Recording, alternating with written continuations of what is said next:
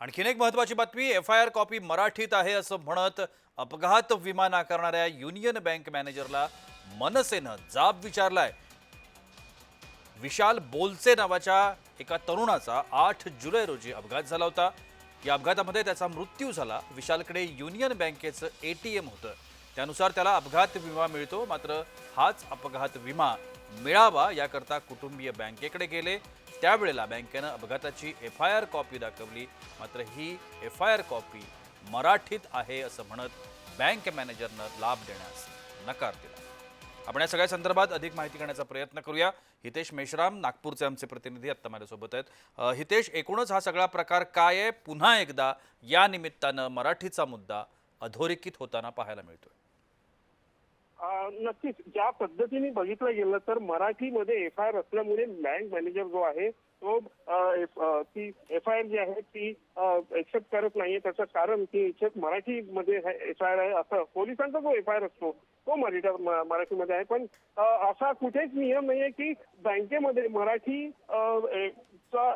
भाषेतला एफआयआर जो आहे तो स्वीकारला जाणार नाही, असा कुठेच नियम नसल्यामुळे नागपूरची मनसेची पदाधिकारी जे आहेत ते आता बँकेसमोर जे आहे आपण आक्रमक होताना पाहतो आहोत। जी युनियन बँक ऑफ इंडिया आहे या बँकेसमोर जे आहे सगळे मनसे कार्यकर्ते आता आक्रमक झाले। काही कार्यकर्त्यांना पोलिसांनी देखील ताब्यात घेतलेलं आपण बघतो आहोत आणि अशा पद्धतीने मराठ्यांची गडचेप होतानाचं जे आहे तो दावा ते नागपूरमधले मनसे पदाधिकारी सध्या करत आहेत। प्रशांत, हितेश, या संदर्भात आपण बँकेच्या कुठल्या अधिकाऱ्याशी बोलण्याचा प्रयत्न केलाय? नक्कीच जेव्हा या ठिकाणी आपण आलेलो आहोत त्यावेळेसपासून पोलिसांचा बंदोबस्त जो आहे तो इथे आहे। बँकेच्या आत कोणाला जाऊ देत नाहीये किंवा बँकेच्या बाहेर देखील कोणा अधिकाऱ्याला कोणा कर्मचाऱ्याला देखील बाहेर येऊ देत नाहीये, कारण की मनसेचे कार्यकर्ते इथे जे आक्रमक होताना आपण पाहिलेले आहे। जे बँकेची पाटी असते त्या पाटीला जे आहे काळं फासल्याचं आपण बघितलेलं आहे आणि अशामुळे या प्रकरणामुळे जे आहे बँकेच्या आत कोणाला जाऊ देत नसल्यामुळे सध्या आपण अधिकाऱ्यांजवळ पोहोचलो नाही। प्रशांत जी, नक्कीच धन्यवाद हितेश, आपण दिलेल्या या विस्तृत माहिती करता। मराठीत असल्यामुळे जे आहे युनियन बँकेसमोर जे मनसे पदाधिकारी सध्या आंदोलन करताना आपण पाहतो आहोत। आपण थेट यांच्याशीच बातचीत करूया।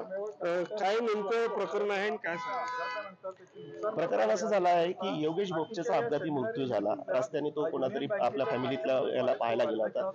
त्याच्यानंतर तो मरण पावला। त्याच्या भावाला कोणीतरी सुचवलं की एटीएम कार्डवर त्याला विम्याचं कव्हर असते। या युनियन बँकेत त्याचं योगेशचं अकाउंट होतं।